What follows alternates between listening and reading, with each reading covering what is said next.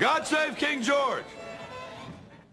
The Anarcho-Christian Podcast, evaluating the relationship between the Christian and the state. Give us a king to rule us when you're gone. His life's work had been to help the people understand it's not the role of a man to rule over other men.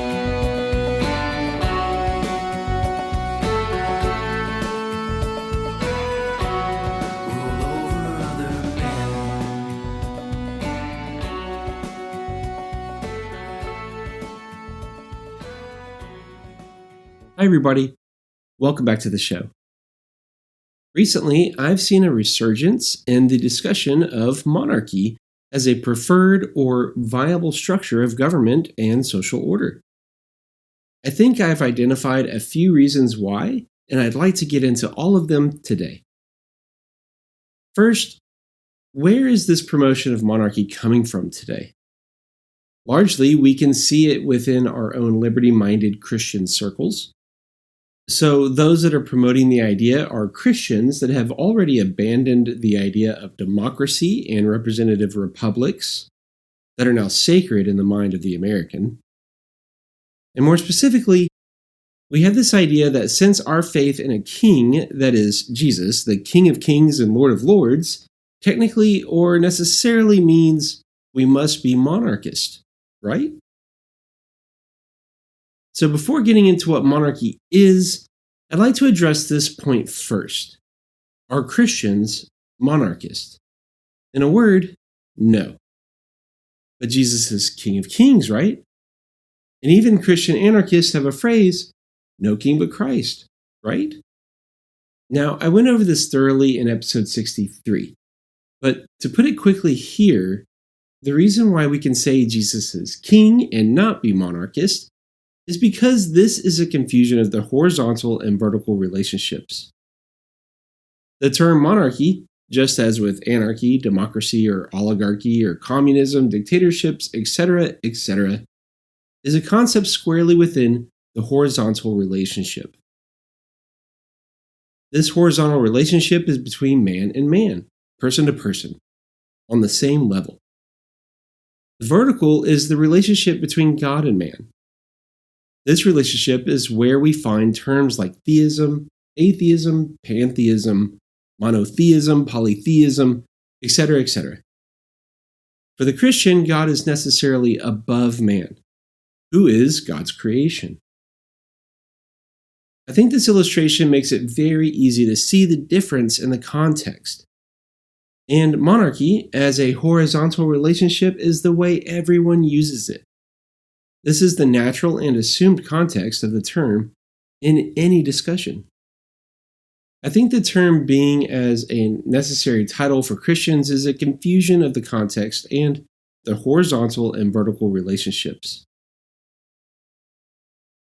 And coming alongside that confusion is what looks like a search for a new political category. I'm seeing this resurgence of monarchy coming from the disenfranchised conservatives, but the primary place I'm seeing this call for monarchy is from what we could call post-libertarians.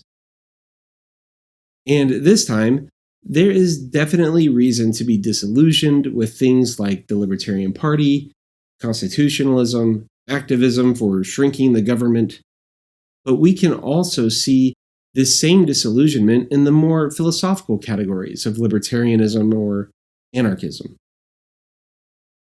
And the disillusioned, if they haven't turned into complete nihilists, are understandably looking for something else. This is interesting as most people are drawn to libertarianism and anarchism because of a disillusionment with democracy, or a representative republic, or more specifically with the American two-party system. Most people find libertarian philosophy, small L libertarianism, or the Libertarian Party, big L libertarianism, as they've become fed up with the Republican and Democratic political parties, after realizing that they both fall far from their own rhetoric. The philosophies of libertarianism and anarchism received a huge boost after the Ron Paul presidential runs of 2008 and 2012. After roughly a decade of no apparent national redirection toward liberty and freedom, many libertarians have started looking for something else, or are channeling their frustrations with a philosophy that seems to have practically failed in any of its forms. For this disillusioned group, exciting new movements like the Ron Paul Revolution or the Tea Party movement have fallen into the obscurity of time and have been completely overshadowed by obvious election fraud, cancel culture, the current science regime, third wave feminism, resegregation of universities. The list goes on. Which I'd say is pretty much true. There's no arguing that these things are pretty disheartening. But rather than doubling down on the consistent philosophy of property rights and voluntary interactions, there is a falling away into this post-libertarian search for the new philosophy that could maybe or hopefully fix everything, or at least start us down a better direction, which is what brings us to monarchy. So, what is monarchy? As I mentioned already, monarchy is a form of government with a monarch, which is a sovereign individual at its head, usually referred to as a king or queen. And again, this is horizontal, man to man, person to person.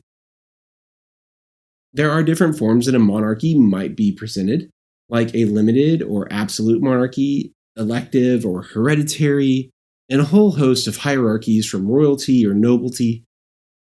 But we don't really need to get into all of that today. These are like subgenres of the overall concept, and today we are just looking at monarchy in general. It's the starting point.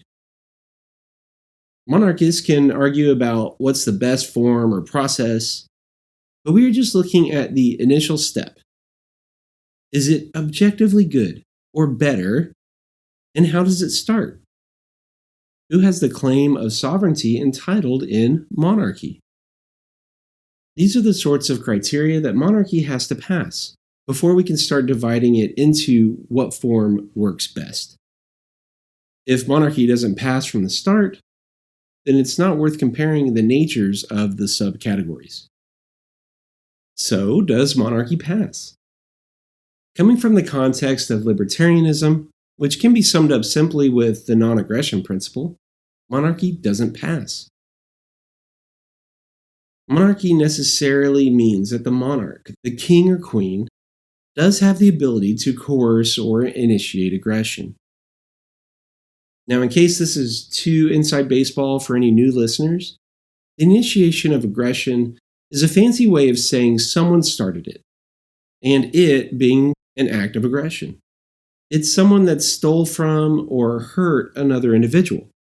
Libertarianism simply and at its core is the rejection of initiating aggression against another person, to include their property. I will have a link in the show notes to an episode that is a deep dive into the non-aggression principle, aka the NAP, and if it's compatible with Christianity. If you're not familiar, I would encourage you to check it out. But spoiler alert, the NAP is compatible with Christianity.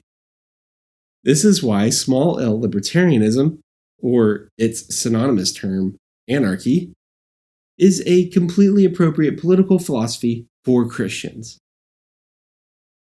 So getting back to that monarch and the initiation of aggression, even if we theoretically limit his role to not harming a person physically, we are still allowing for that confiscation of property through coercive taxation, or ultimate authority over land and homes in a given geographic area. So, why is monarchy appealing to post-libertarians? I think there are two primary reasons. As we've already seen, libertarianism hasn't won. Since its big resurgence from the Ron Paul campaigns, most people will agree that libertarianism hasn't won out in the political sphere. As well, the libertarian philosophy hasn't seemed to convince the masses. And number two, monarchy is statistically better than democracy. So we've already gone over this brief description of what we know of libertarianism, politically and philosophically. So I don't think I need to linger on that too much more. The one thing I think might be important to note here, though, is that there are these two camps that use the term libertarian, right? I mentioned it earlier, the big L politically minded libertarian party side, then the small L philosophical side. This philosophical side is where you find the anarchist, anarcho-capitalist, and voluntarist type. In most circles, these terms are either synonymous or used strategically. In a lot of ways, voluntarism is a more socially acceptable word than anarchy or libertarian, because anarchy can be confused with chaos, and libertarian can be confused with the Libertarian Party. Anarcho-capitalist has rhetorical baggage as well, because of the vilification of the term capitalism. With that in mind, I'd like to note that there is a usual preoccupation that all of us have with the political side, even if we think we are squarely in the philosophical side. For example, for the most part, the philosophical side doesn't vote. Yet, if we are judging the success of libertarianism by political wins, we are not really sticking exclusively to the philosophical side. The thing is, the philosophical side is primarily a moral case. It's the morality of not coercing people or stealing their money through taxation or inflation. This morality side is objective. Not initiating aggression is objective. It's not subjective. It doesn't change based on political progress or political success. This is the real problem with abandoning an objective principle for a subjective win. But I think it's a perspective most of us don't really consider. How are we judging a win? The second reason I mentioned is the statistical superiority of monarchy over democracy. Now, disliking democracy isn't unusual or new to libertarians or anarchists. Obviously, it's a government. But even more so, there are a ton of philosophical reasons and historical examples of how democracy fails. First and foremost is the spot-on phrase from John Adams that democracy is the tyranny of the majority. In an example, democracy is 51% ruling over the 49%. Democracy is typically made sacred today, but when you get down to it, it's a form of the minority being ruled by the majority. But among Republicans or conservatives, this sort of thing is usually combated with the expression, and that's why we, the United States, is a republic. While this is true, it's unfortunately not the powerful defense of the United States system that someone might think it is. A republic is like a democracy where you have the unique opportunity for your democratically elected representative to not represent you. As Americans, we are supposed to hold republics with a sense of reverence, as if this is a God-ordained form of government that is therefore more divinely inspired. To be fair, I can see where trying to build in these different safeguards to prevent the mob rule of democracy seems like a really good system. But after these last 200 plus years, we can see the result. And I don't think we need to be bound to unconditionally support any system. Republics really just come down to democracies with extra steps. On the off chance that the democratically elected representative honestly fulfilled his obligation to the 51%, he is still a tyrant over the 49%. There are a lot of papers and blogs and studies we could pull information from comparing monarchies and democracies and republics. It would take a lot of time to really track down everything for me to complete this episode, and would probably make this episode a little too long. But I think we can skim over a prominent resource in this part of the discussion. In the book, Democracy, The God That Failed, by Hans Hermann Hoppe, we are given lengthy critiques of different forms of government, primarily democracies, as it is titled, but also something Hoppe calls privately owned government. In short, He says that hereditary monarchies represent the historical example of privately owned governments, and democratic republics are what we call publicly owned governments. Hoppe wraps up an interesting critique of monarchy and democracy in the end of his first chapter. He says, the principle of monarchical government remained dominant until the cataclysmic events of World War I. Before the war, only two republics existed in Europe, Switzerland and France. Only 4 years later, after the United States government had entered the European War and decisively determined its outcome, monarchies had all but disappeared and Europe had turned to democratic republicanism. With the involvement of the U.S., the war took on a new dimension. Rather than being an old-fashioned territorial dispute, as was the case before 1917, it turned into an ideological war. The U.S. had been founded as a republic, and the democratic principle, in particular, inherent in the idea of a republic, had only recently been carried to victory as the result of the violent defeat and devastation of the secessionist Confederacy by the centralist Union government.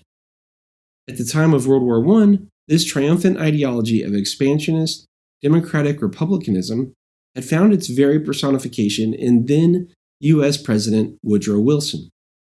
Under Wilson's administration, the European War became an ideological mission to make the world safe for democracy and free of dynastic rulers.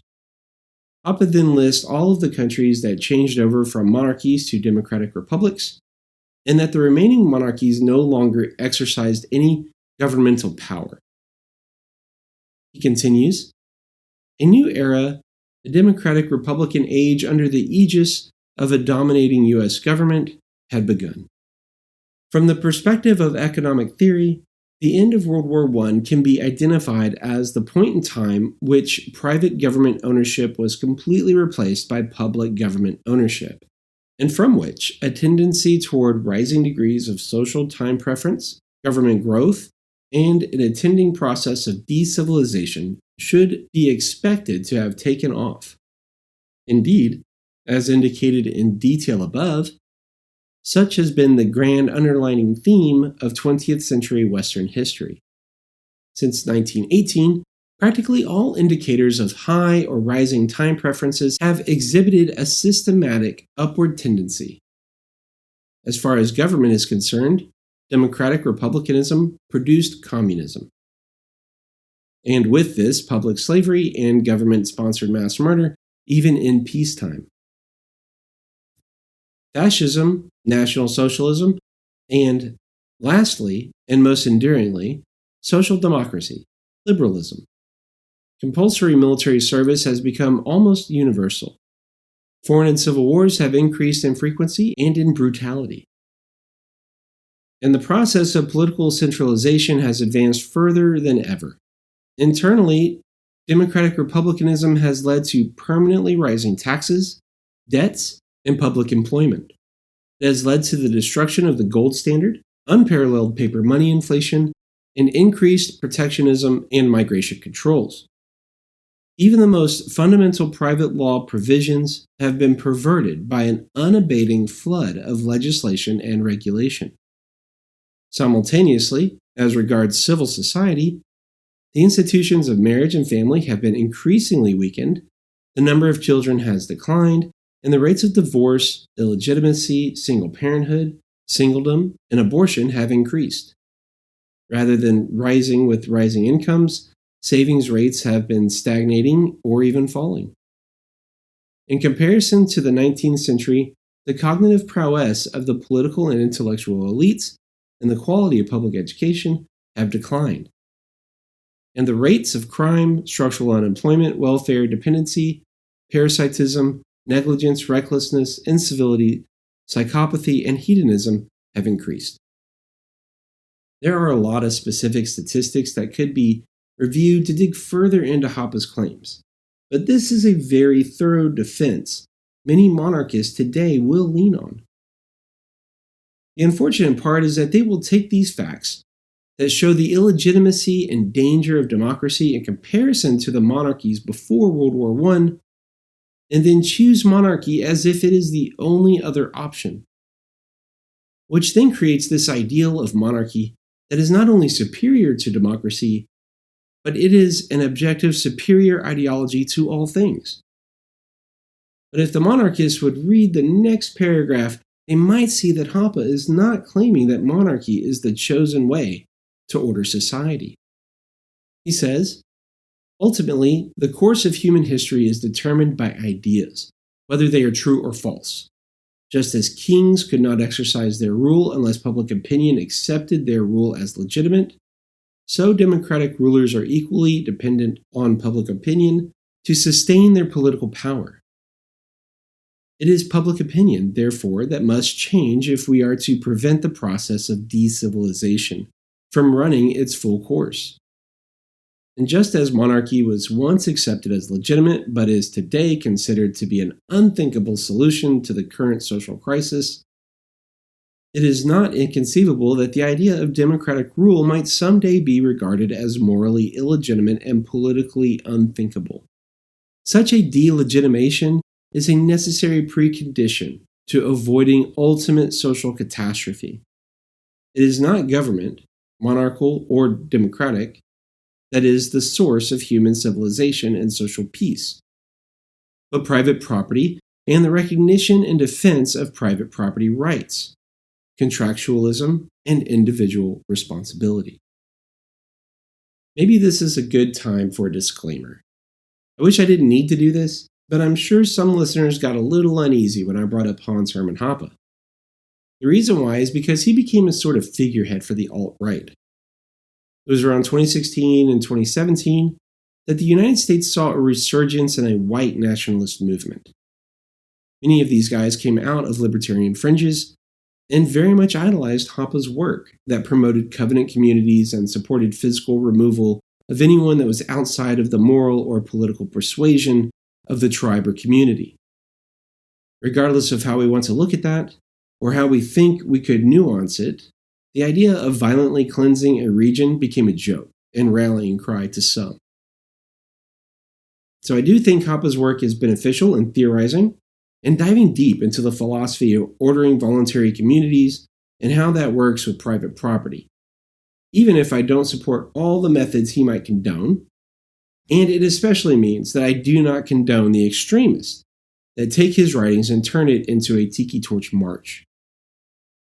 As we saw from the decivilization that was noted in Hoppe's 20th century critique against democracy, it's my observation that a lot of this swing back to monarchy is based on fear. Specifically, a fear that society will just continue to get worse and worse. Whether we agree with the idea that things have gotten worse with the global trend towards democracy, or if we want to figure that as correlation does not imply causation, remember, this is going over things that motivate people to accept monarchism as an ideal. Unfortunately, again in my observations, it looks like it's just another form of the lesser of two evils doctrine in the mainstream political parties, which usually includes a heavy dose of fear. Fear that the other guys will win. Fear that their narrative will win out, and it will ruin society. It will ruin our nation. And once you travel down this road, there are certain things that will fall by the wayside. Things like the non-aggression principle or Enlightenment philosophy, two things that are central to libertarianism, become forgotten or outright rejected. We just went over the non-aggression principle. Remember, it's a rule concerning the initiation of force. In short, it's rejecting this initiation of force or coercion against other individuals. And the state necessarily violates the non-aggression principle as it establishes and maintains its power through coercion. Once you've rejected the non-aggression principle, you're free to choose the least worst government system you want. But what's with this rejection of Enlightenment philosophy? This has been a curious outcome, but it tends to make sense as so much of libertarian and anti-monarchical philosophy comes out of the Enlightenment. You can really see the dominoes start to fall once we start going down this path. And you don't even need to start where we did. Logically looking at the social repercussions or trying to find a win through the lesser of two evils, it's entirely possible to start with the rejection of the Age of Enlightenment, especially from a Christian perspective.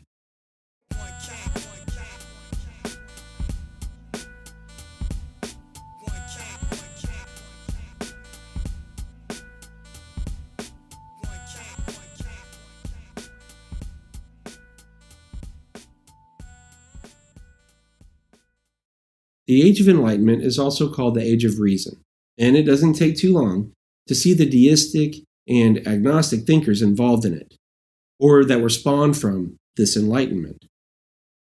We even get the political term liberal from these Enlightenment thinkers. But as I've said in past episodes, liberal back then is not the same as liberal today. The term liberal that came out of the Enlightenment is referred to today as classical liberalism, because of the way the term has been co-opted by liberal progressivism, which is anything other than liberal in the traditional sense, and regressive by comparison. But nevertheless, we can see this building of a case against the Enlightenment if we're looking to get back to more traditional or conservative principles to save our families or save society. The unfortunate part is that it's a misunderstanding of the Enlightenment. The existence of the agnostic, deistic, atheistic, or even libertines within or produced from the Enlightenment does not mean it's a necessary part of the Enlightenment philosophy, nor a necessary outcome. In fact, and completely contrary to that, several Christians were actually very prominent figures within the Enlightenment, and their Christianity is a major foundation to Enlightenment thought. It's really a diverse cast of thinkers, and alongside the skeptics, Christians were able to build the case for natural law, economics, or scientific findings off of the foundation of God's existence. Libertarian forefather John Locke crafted his defense of individual rights and toleration around the idea that they came from God. And speaking of John Locke, I think this is where we find an intersection within our conversation of monarchy and libertarianism. See, where Locke found that individual rights come from God, monarchists say that kings come from God. This is also known as the divine right of kings, and it's something Locke specifically wrote against. God save the king! God save the king! As I mentioned earlier, monarchies can be broken down into different categories, like absolute or constitutional, but the justification of a monarch is still based on some sort of religious ordination. One of the most prominent defenders of monarchy was Sir Robert Filmer. In 1680, he published Patriarcha, or The Natural Power of Kings. It is a heavily biblically referenced defense of a king, and specifically a king, not a queen. Remember those subcategories of monarchy? Well, there are also internal arguments of male-only monarchs or the allowance for female-led monarchies. And even though most people don't realize it, this book, Patriarcha, has been influential to some of the Western Church's social and theological positions. So, can the monarchs be males or females, kings or queens, or kings only? Filmer's Patriarcha is a case for kings, and his argument draws heavily from Adam. That is, the Adam that we find in the book of Genesis. And specifically, Filmer's case is that the divine ordination of a king over men, women, and children comes through Adam. Now back to Locke. Most people are familiar with Locke's work, 2 treatises on government. And it is the second treatise that is the most recognizable, as it's essentially the basis for the language and justification Thomas Jefferson used in the American Declaration of Independence. We even went over an important point from Locke's second treatise in episode 73, An Appeal to Heaven. But in this episode, we are going to focus on the more obscure first treatise, where the second treatise is Locke building the rules and extent of government. It's the first treatise that is a point-by-point dismantling of Filmer's case for monarchical rule. It is an in-depth dive into the argument and quotes Patriarcha extensively. So you can see how Locke starts with correcting the strongest contemporary support for monarchy, and then builds his case for, in his words, political power. Then, I take to be a right of making laws, with penalties of death, and consequently, all less penalties, for the regulating and preserving of property, and of employing the force of the community, in the execution of such laws, and in the defense of the commonwealth from foreign injury, and all this only for the public good. If you remember from the Appeal to Heaven episode, Locke uses long sentences, but he's thorough and clearly makes his point. I'll do my best to sum up his argument against monarchy, but just for an overview, we can go over his 4-point summation again. Point 1. That Adam had not, either by natural right of fatherhood or by positive donation from God, any such authority over his children, or dominion over the world, as is pretended. Point 2. That if he had, his heirs yet had no right to it. Point 3. That if his heirs had, there being no law of nature nor positive law of God that determines which is the right heir in all cases that may arise, the right of succession and consequently of bearing rule could not have been certainly determined. And point 4, that even if that had been determined, yet the knowledge of which is the eldest line of Adam's posterity, being so long since utterly lost, that in the races of mankind and families of the world, there remains not to one above another, the least pretense to be the eldest house, and to have the right of inheritance. These 4 points summed up his 11-chapter treatise. At the start, he comes out swinging, really getting to the heart of the critique that any man can rule over another. He says, slavery is so vile and miserable an estate of man, and so directly opposite to the generous temper and courage of our nation, that it is hardly to be conceived that an Englishman, much less a gentleman, should plead for it.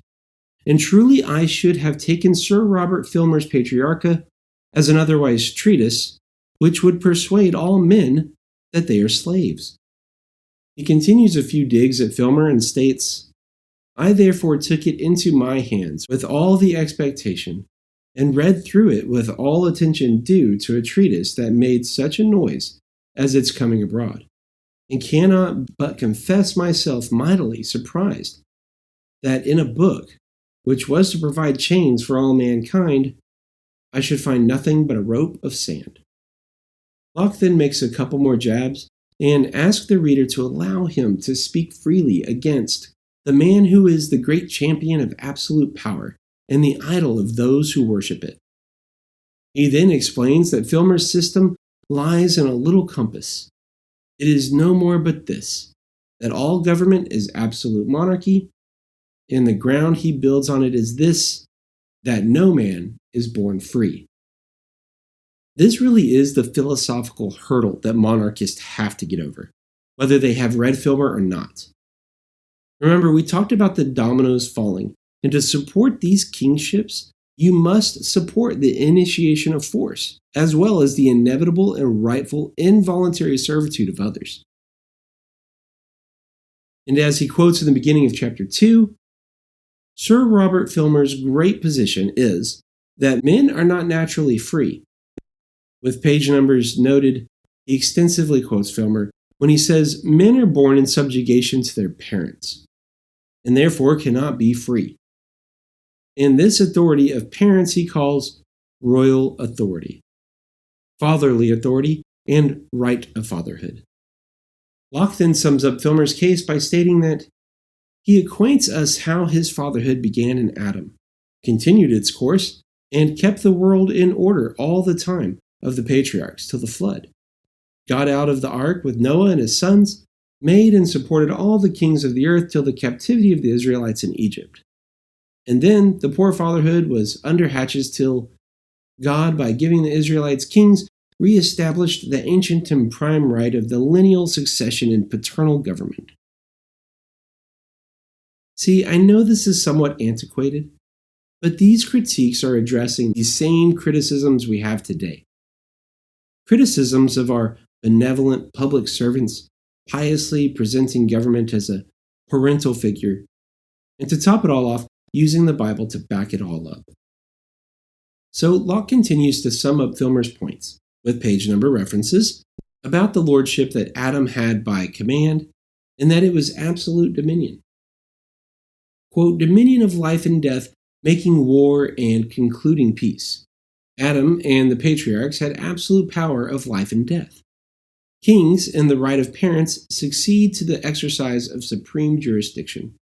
As kingly power is by the law of God, so it hath no inferior law to limit it. Adam was lord of all. The father of a family governs by no other law than by his own will. The superiority of princes is above laws. The unlimited jurisdiction of kings is so amply described by Samuel. Kings are above the laws. So that's a weird take on the description of kings from Samuel. In 1 Samuel 8, we have Israel calling for a king to be like the other nations. Samuel takes this request to God, and God lays out exactly what will happen if there are earthly kings over his people. This includes conscription for war and taxation, and notes that it is a rejection of God being king over them. The Israelites decide to choose the earthly king anyways, and the rest is history. But it looks like Filmer is stating that this is licensed to kings to do these things, rather than a warning to the people that requested his rule. But this all checks out with Filmer's point. He continues, Adam was the father, king, and lord over his family. A son, a subject, and a servant or slave were one and the same thing at first. The father had power to dispose or sell his children or servants, whence we find that, in the first reckoning up of goods in Scripture, the manservant and maidservant are numbered among the possessions and substance of the owner, as other goods were. From here, Locke takes apart every little aspect of this argument. He starts to point out the inconsistencies here in using these verses about Adam in arguing for a king, but neglecting the same arguments that can be made for a queen. And obviously, from the start of this, Locke has no chill when it comes to someone thinking that they have rights over another person's autonomy, be it a slave, or even owning a child or a spouse.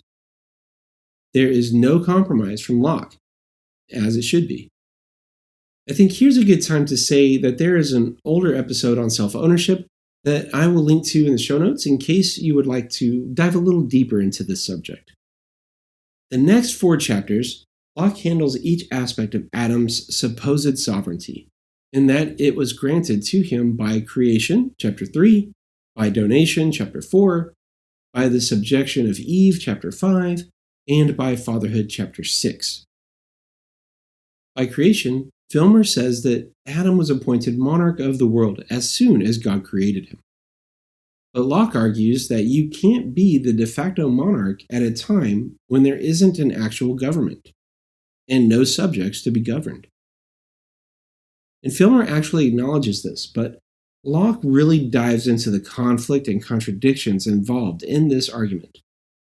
It's a lengthy case, as Locke seems a little put out when he starts his next chapter, having at last got through the foregoing passage where we have been so long detained, not by the force of arguments and opposition, but by the intricacy of the words and the doubtfulness of the meaning. Let us go on to his next argument for Adam's sovereignty. The next chapter and argument is for Adam's sovereignty by donation. And that donation is from God in Genesis 1:28, which reads, And God blessed them. And God said to them, Be fruitful and multiply, and fill the earth and subdue it, and have dominion over the fish of the sea, and over the birds of the heavens, and over every living thing that moves on the earth. Locke presents Filmer's case for donation, but presents 2 points in opposition. Point 1, that in Genesis 1:28, Adam was not made ruler or monarch because God did not give immediate power to Adam over men, over his children, or those of his own species. And point 2, that God did not give private dominion to Adam over the inferior creatures, but that it was a right in common with all mankind. Chapter 5 is focusing more on the patriarchal aspect of this, as Filmer posits Adam's sovereignty based on the subjection of Eve. Filmer's case is based on Genesis 3:16, where God says to Eve, "Your desires shall be contrary to your husband, but he shall rule over you." This being the age of reason, Locke starts with breaking this down rationally.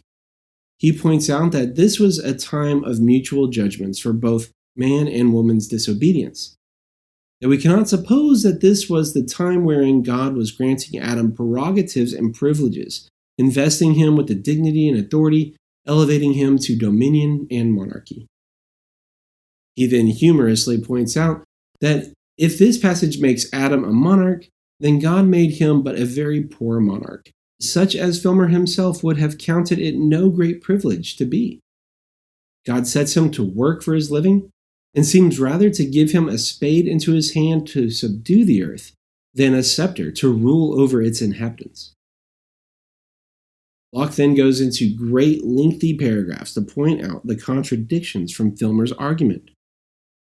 That if this is about a man ruling over a woman, it is expressly about marriage, and it doesn't add up to Filmer's continued added reasoning that it leads to ruling over all offspring, or how the monarchy is determined from brothers, etc., etc. And that if this is some sort of granting of monarchy, there will be as many monarchs as there are husbands. One thing that would benefit this chapter would be a good biblical explanation of what the Genesis passage means. Locke does a great job of showing how it doesn't mean Adam has monarchical rule. But I bet someone that holds this text in some way similar to Filmer is still saying that we can draw some sort of ordained authority and rule for husbands over wives. First, anyone coming to the verse of Genesis 3:16 to simply determine men and women's relationship to each other has already missed the point and committed a severe theological error by not trying to determine the answer using the greater context. John Locke already pointed out those errors to Adam's position. But what about the greater theological point to be found in Genesis 3? Genesis 3 is typically referred to and titled the Fall, as it accounts for the fall of Adam and Eve. You're likely all familiar with the story. The serpent tempts the woman by twisting the words of God's prohibition of this one fruit in the garden. She falls to the temptation and then gives the fruit to the man that was with her, who then also eats of the fruit. And as Paul says in Romans 5, sin came into the world and death through sin. The eyes of the man and the woman are now open, metaphorically speaking, and they tried metaphorically covering their sin and shame by literally covering themselves with fig leaves.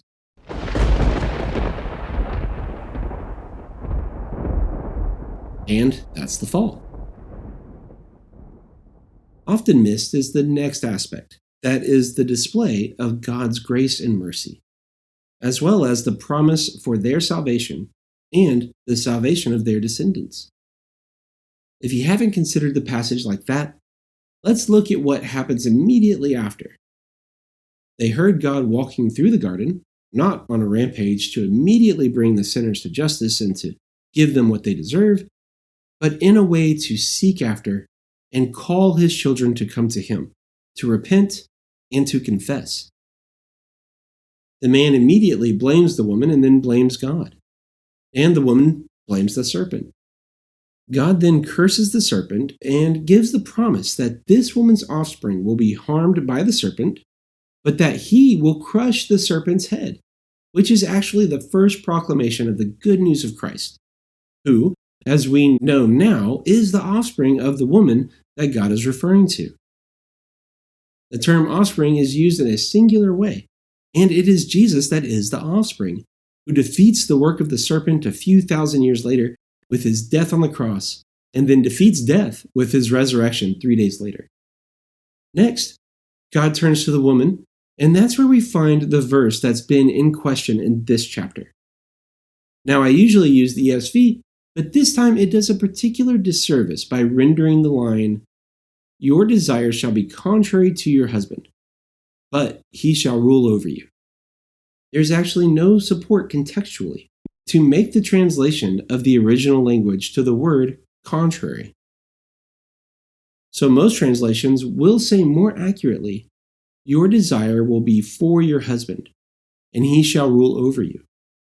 Unfortunately, people will use the mistranslation of the ESV to attribute universal broad-brushed accusations to women's motives. Looking at the context, this translation is completely without merit. But what's with this rule over part? As anarchists, this word rule has particular significance because the word anarchy breaks down simply to no ruler. And again, that is a horizontal relationship. Again, trying to show the context, notice that God directly curses the serpent in verse 14, because you have done this. Cursed are you. When you look at God's next comments to Adam and Eve, it does not directly curse them. It's not the same language, and I think this is significant. The only other thing that is cursed is in God's statement to Adam, where he says that the ground is cursed because of what Adam did. From there, everything stated to Adam is a result, that it will now take hard labor to eat from it. To Eve, God says he will multiply the pain of childbearing. The next part about Eve's relationship to her husband is where we need to consider larger aspects of God's character and commands to his children, since it is in such dispute. First, I like to look at God's directions to his people largely vocationally, as in, he gives them stewardships and responsibilities. This is a big difference in the way we understand this passage, as well as Filmer's case of the Old Testament about monarchy. Many times, translations need to account for the context of a passage, or the entire book, to render just the right translation for a word that might have a few different nuanced meanings. The word rule here is one of those times, and we can see the importance. Does the original language mean that there is to be a patriarchal monarchy? Or does it possibly mean something else? Something about the patriarchal monarchy definition doesn't sit well with the messages of anarchism and self-ownership and equal value that we get from the rest of the Bible.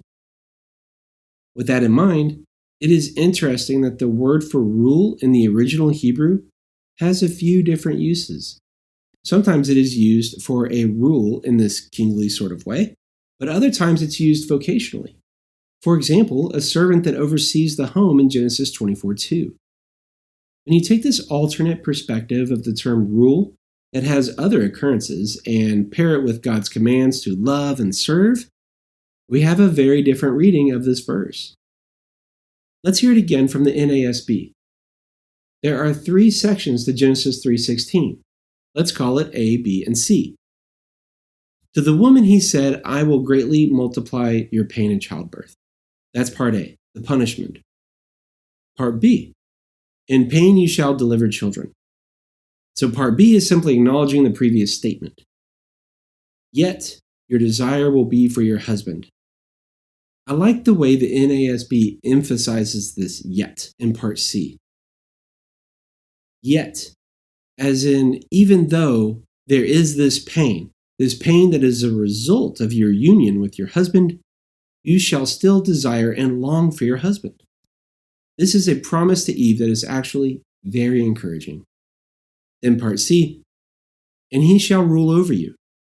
Or in modern language, considering a consistent view we've examined, "And you will be his responsibility." Eve was created with equal value and equal autonomy.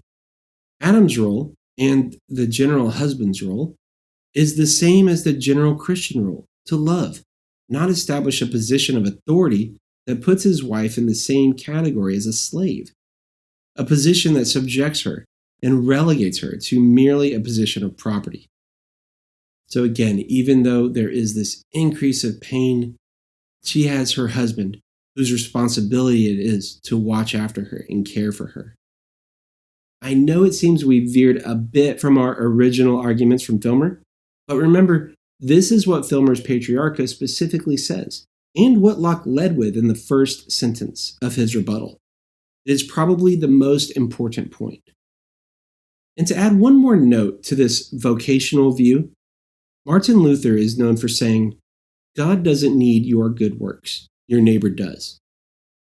And if I may add, your neighbor doesn't need you to rule over him to do your good works.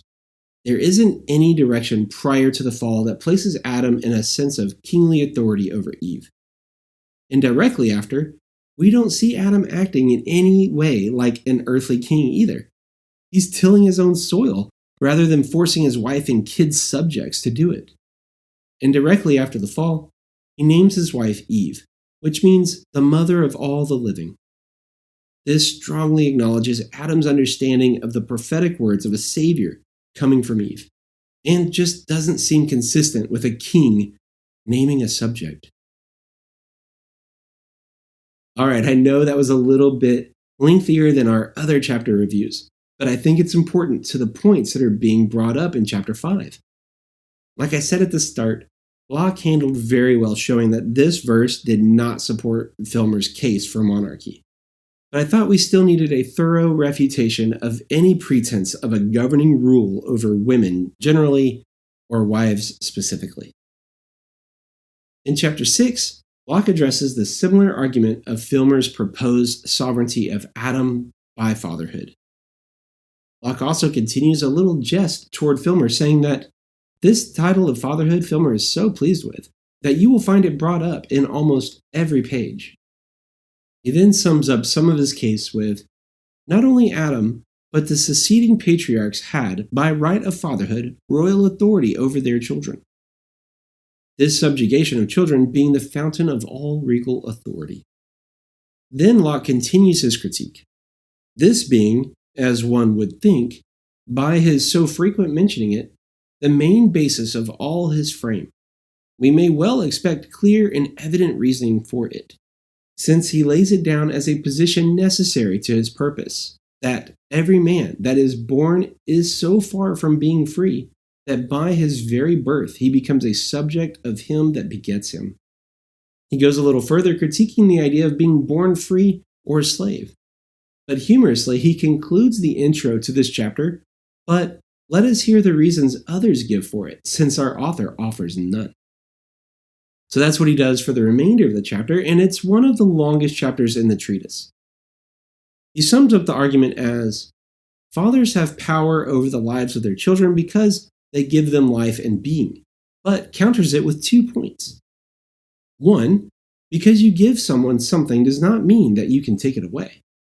And 2, those that say they are dazzled with the thoughts of monarchy, that they do not, as they ought, remember God, who is the author and giver of life.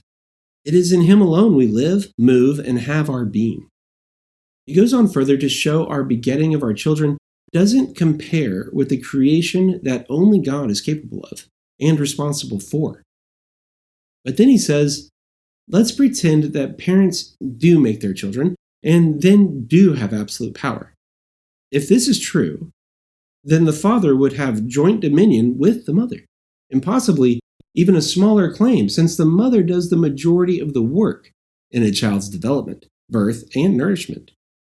This is a good exercise in being able to sum up the points of an argument and not just show that they have the wrong conclusion, but that they are also inconsistent within their own logic. After a few more, we get to what Locke calls Filmer's lame proof, from the positive command of God to honor thy father. The argument against this is like the other we already went over.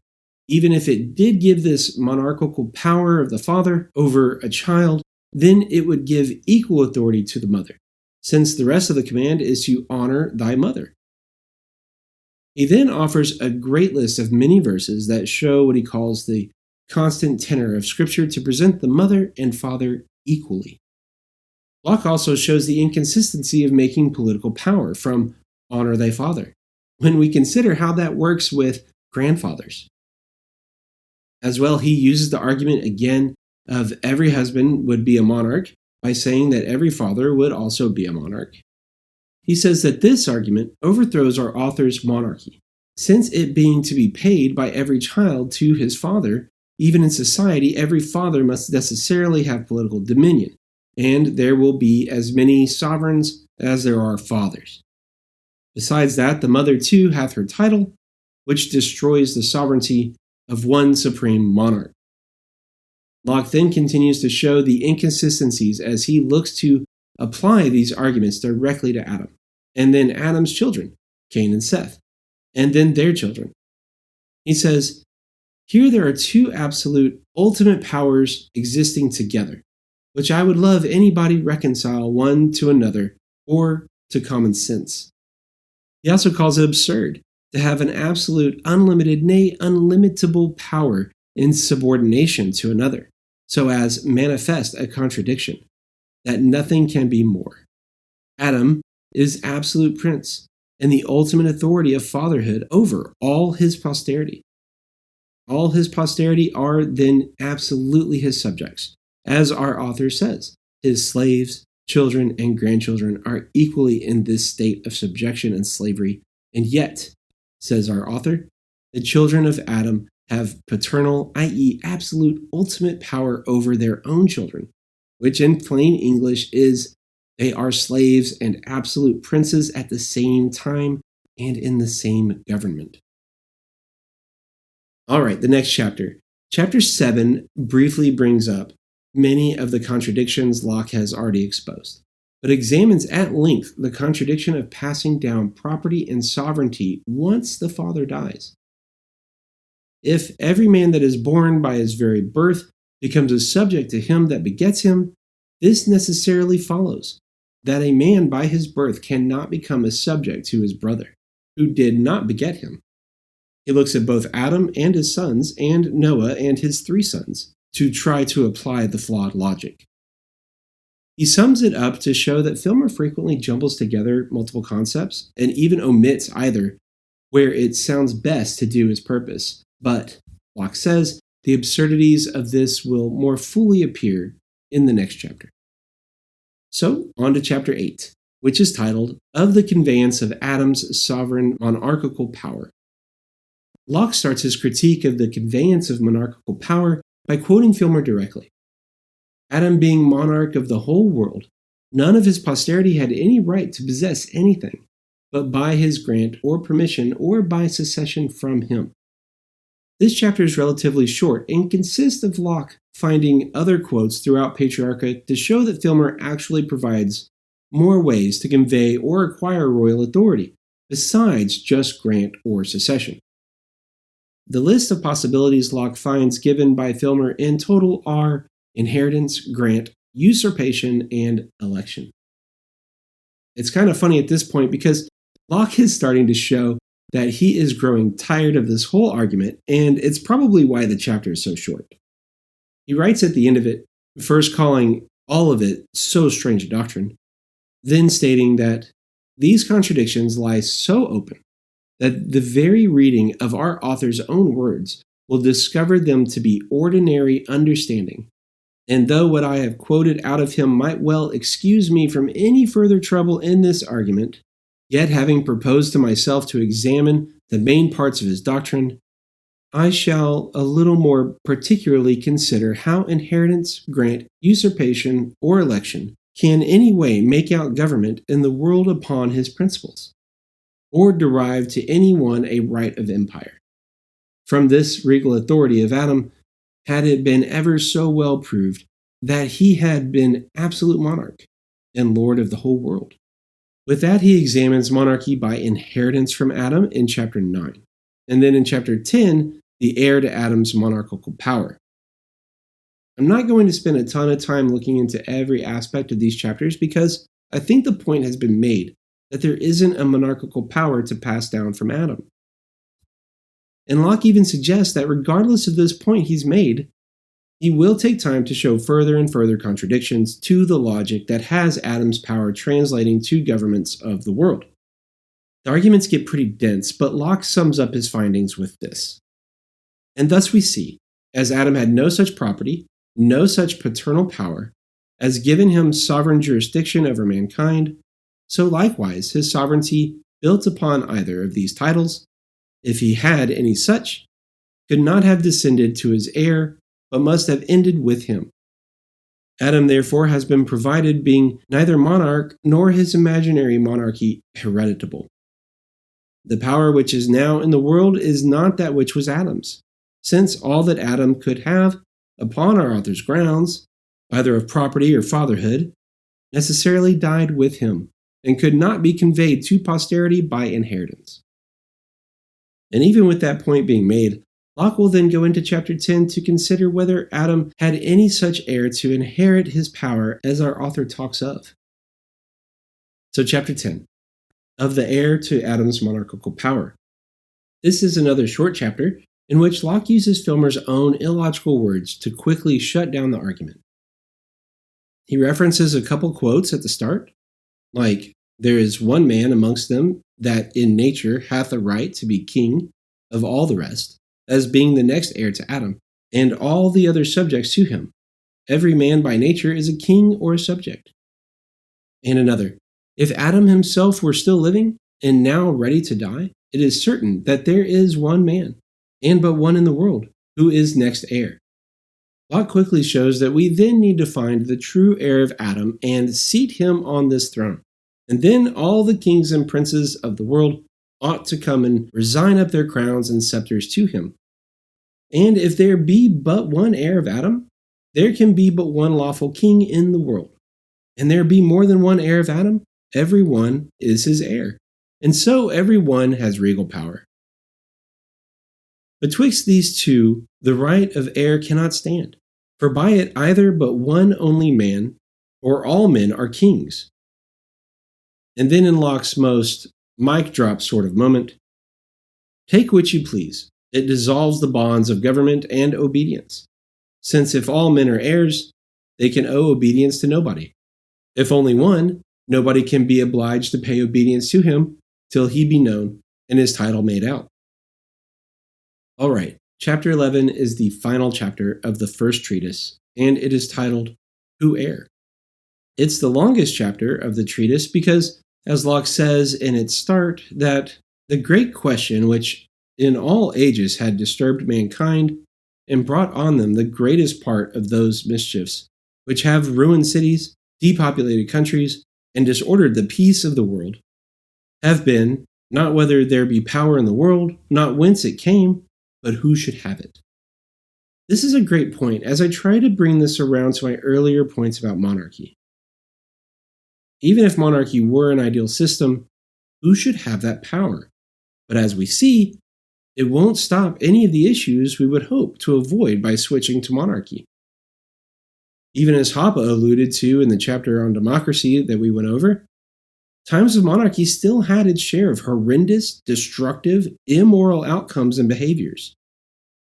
It's important to not let our disgust with current events put on rose-tinted glasses for the past.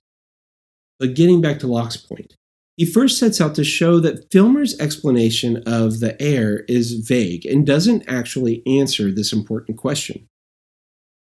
Filmer uses many verses of Genesis to express examples of birthrights and grants, but Locke does some very thorough debunking of all these verses by putting them in context, and further shows his knowledge of the Old Testament. After showing every possible way that there is no way to determine the rightful heir to his supposed power, Locke makes his point that I really like. This paternal regal power, being by divine right only his, it leaves no room for human prudence or consent to place it anywhere else. For if only one man hath a divine right to the obedience of mankind, nobody can claim that obedience but he that can show that right, nor can men's consciences by any other pretense be obliged to it. And thus this doctrine cuts up all government by the roots. This isn't the first time, and it's not the last time, that Locke walks the argument to this place, using Filmer's conflicting and short-sighted statements to show that it basically ends with no monarch and no government. From here, I think we can set aside the first treatise. I think this should serve as an adequate synopsis, but of course I recommend reading it in its entirety. Not just so you can get the full message, an entire argument, but also because it is really that good. Like I said, there's a lot of implications that even go further than just should we have a monarch, is a monarch good or bad, but also the relationships between men and other men, men and women, men and children, husbands, wives. It's really a great read. But something I'd like to add to this entire point is that Filmer may be largely onto something, even though he is absolutely wrong in the details and conclusion. See, Adam does pass down something to all men, even though it is not a royal earthly monarchy. Paul tells us in Romans chapter 5, "Therefore, just as sin entered the world through one man, and death through sin, and in this way death came to all people, because all sinned." We use the phrase the gospel a lot in Christianity, and many aren't aware of what that means. Literally, it means the good news. The verse from Romans is like the opposite of that. It's the bad news. However, 1 Corinthians 15 gives us the good news that is directly related to this bad news from Romans. But Christ has indeed been raised from the dead, the first fruits of those who have fallen asleep. For since death came through a man, the resurrection of the dead comes also through a man. For as in Adam all die, so in Christ all will be made alive. The bad news, we was born in sin. The good news, we can be born again. Said the bad news, we was born in sin. The good news, we can be born again. I said the bad news, we was born in sin. The good news, we can be born again. And similar to how Locke examines Filmer's argument, if we are to grant the finding of a lineage that leads from Adam to a king, we actually can. But it's not like what's presented in Patriarcha. The line actually ended about 2,000 years ago. And looking at this lineage shows that the royal bloodline doesn't necessarily start with Adam, but with David. We've gone over Jesus' royal bloodline in previous episodes. 1 Samuel 8 sees the beginning of the royal throne over God's people on earth. It's not something that begins with Adam, and it isn't a positive thing. At the request of the Israelites, God grants the request for an earthly king over his people, to be like the other nations, as they requested, even though he said that by wanting this king, it is a rejection of him as king over them. Saul is the first king, but it's through King David's line that we actually trace Jesus' genealogy. The Gospel of Matthew records Jesus' genealogy, and rather than read it, I'll let Andrew Peterson sing it for us. Matthew starts with Abraham, whom we call the father of our faith, see Romans 4:16, but let's pick it up right at King David. David, he had Solomon by dead Uriah's wife. Solomon, well, you all know him. He had good old Rehoboam, followed by Abijah, who had Asa. Asa had Jehoshaphat, had Joram, had Isaiah, who had Jotham, then Ahaz, then Hezekiah. Followed by Manasseh, who had Amon, who was Aman, who was father of a good boy named Josiah, who grandfather Joachim, who caused the Babylonian captivity because he was a liar. Then he had Shealtiel, who begat Zerubbabel, who had Abiud, who had Eliakim. Eliakim had Azer, who had Zadok, who had Achim. Achim was the father of Eliab. Then he had Eleazar, who had Mathan, who had Jacob. Now listen very closely, I don't want to sing this twice. Jacob was the father of Joseph, the husband of Mary, the mother of Christ. So, point being, everyone is descended from Adam, and there is a royal bloodline. Catch is, the king is still alive, and he is still reigning.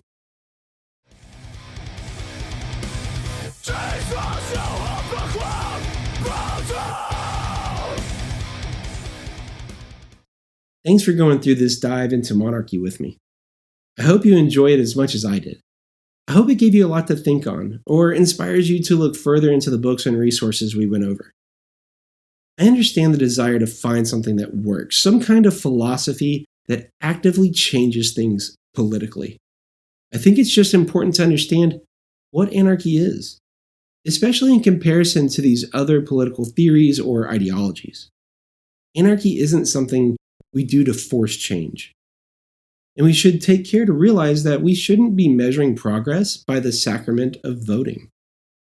People usually want some form of governance. We've been conditioned to think it's needed. Deep down, we're all aware of man's fallen nature. Problem is, and especially for Christians, people don't lose that fallen nature or selfish motivations once they become a public servant. And when it comes to monarchy specifically, it being shown to be statistically better than democracy or communism doesn't make it good. Once again, we're just picking the lesser of two evils. We can't let the failure of democracy overshadow the failure of monarchies. It's important to not look at monarchies throughout history with these rose-colored glasses, nor forget the immoral attributes to monarchy, which are present in any of these forms of governance, namely, rule through coercion and forced association. As we've seen with these men that support monarchies, a king isn't merely a landowner or a righteous figurehead.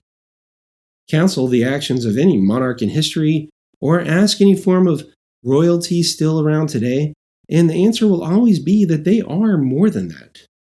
Most of the time, they will say they are more than the regular person, and that it's some form of divine inspiration that puts them above the non-royal. And we'll never be royal. It's a run in our blood. That kind of luck's just ain't for us. We crave a different kind of buzz. Let me be your ruler. And for the Christian, as we went over, we need to keep the context straight. We need to remember that monarchy is usually couched in context of the horizontal relationship. We do have a king, and he is not an earthly king. He is the King of Kings and the Lord of Lords.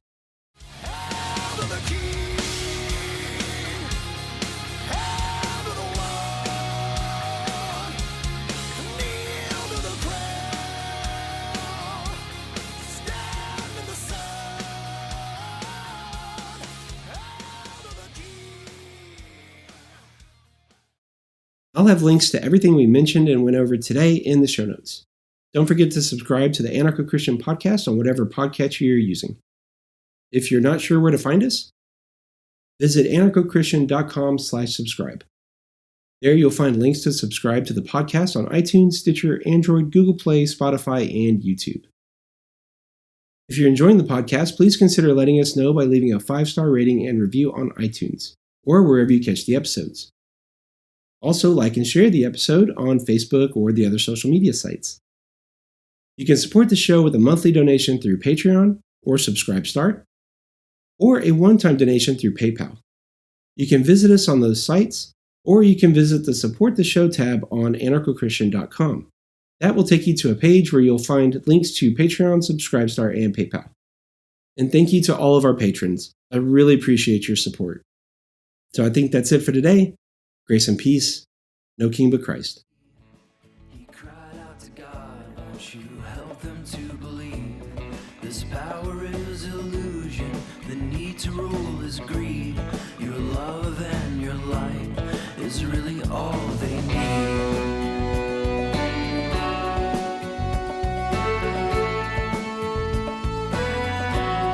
It's really all we need.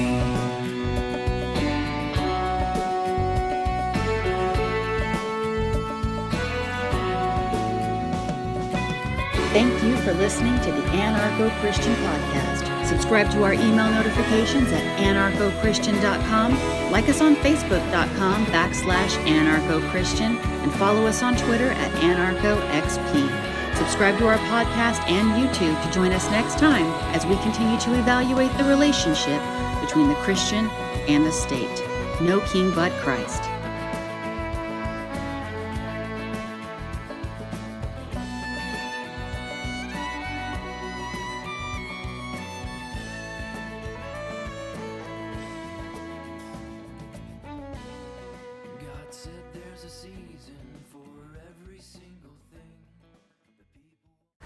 God save the king! God save King George! We do have a king, and he is not an earthly king. He is the King of kings and the Lord of lords.